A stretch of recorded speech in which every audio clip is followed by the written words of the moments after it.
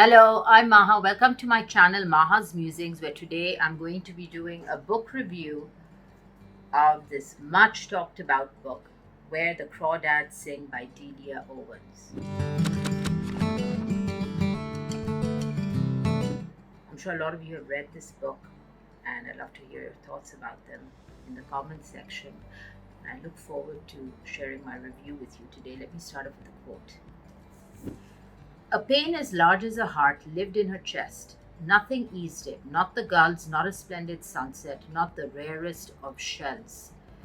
There's no doubt that this is an unusual story with many evocative passages. It's set in the coastal areas of North Carolina during the 1950s to the late 1960s, a time of racial segregation. The main protagonist, Kaya, a young girl, is living with her family in the marshes, away from the rest of the townsfolk. These marsh people have their own rules and laws and regulations and are basically considered as outcasts, like other minorities. What happens is that eventually she is abandoned by her family one by one until she's left on her own. Even her father, the last one to leave her, he also takes off. He's a drunk, he's an alcoholic and abusive. And by the time she's on her own, she's 7 years old and she's fending for herself. Her only real companions are the birds, the herons, the doves, the gulls. They're the ones who she communicates with. She goes to school for one day where she is bullied. The social services come, they encourage her to go to school, and she goes and then she runs away because she's abused there, called trash girl, marsh trash at school, and then she never returns again and decides to keep herself once again in isolation until one day she comes across this guy called Tate, who's older than her, and she's lost on the marshes, and he helps her find her way back home, and they strike up a conversation, and then he teaches her how to read, and they fall for each other. But then one day he also has to leave and goes off to college. So this whole pattern of abandonment continues throughout her life, basically. And so I won't say that this is a book that is basically a love story. Primarily, it's a lot of things. It doesn't fit into any one genre. It's, I would say, a mystery laced with love, infatuation, melancholy, prejudice, segregation, justice. It's all these aspects that add layers to the story. So, what are the pros to this book? There are a number of pros. One of them has to do with the fact that it's got some beautiful imagery, metaphors, literary devices. It's just very evocative. The first half of the story, the way Delia Owens talks about the ecosystem over there, you can tell that she's an expert biologist. She talks about the symbiotic relationship between, you know, nature and Kaya.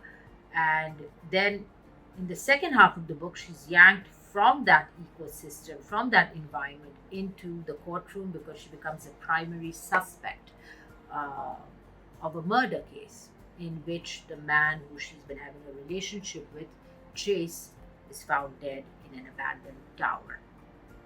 So I liked the mystery aspect of the story as well. It really heightened my curiosity. I liked that aspect within the plot that held the story together, aside from the rich imagery and the descriptive passages. I also liked how Kaya is someone who is, she's got this feral side to her and enigmatic side to her, and yet she's also someone who wants to conquer her loneliness. She doesn't want to be on her own anymore. She wants to be with someone. She wants companionship. Perhaps a yearning to reach out yonder pulled her towards the boat. Neither low gas nor storm threat gave her the same edgy feeling as seeing another person, especially a boy.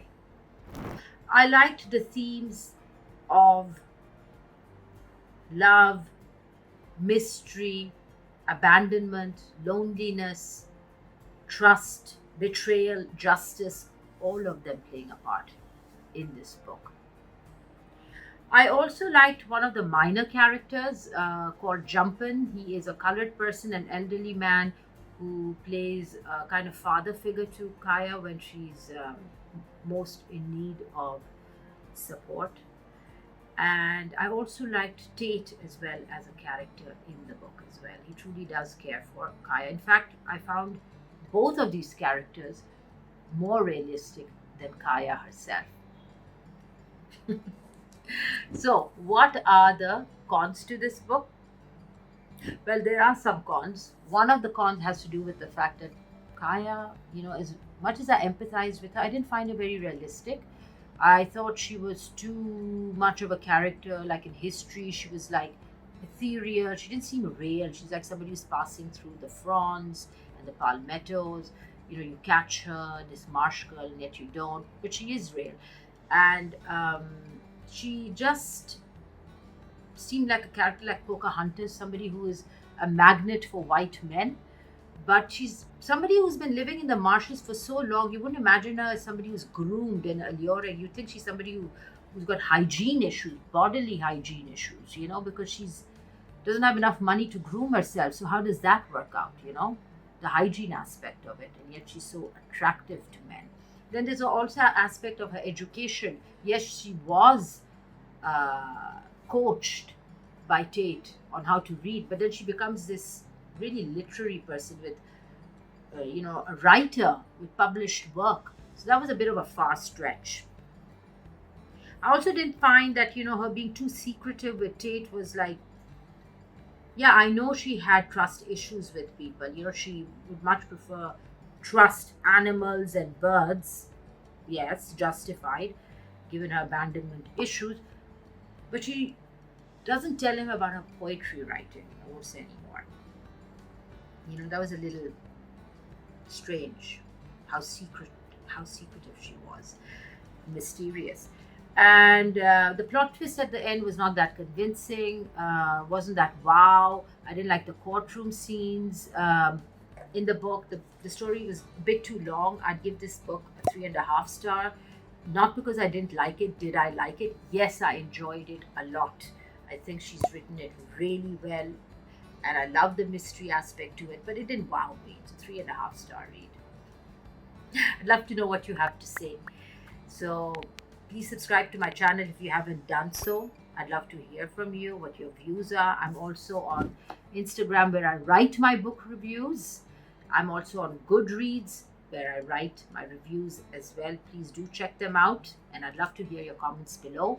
Thanks so much for joining me today. Until next time, have a good weekend. Bye for now.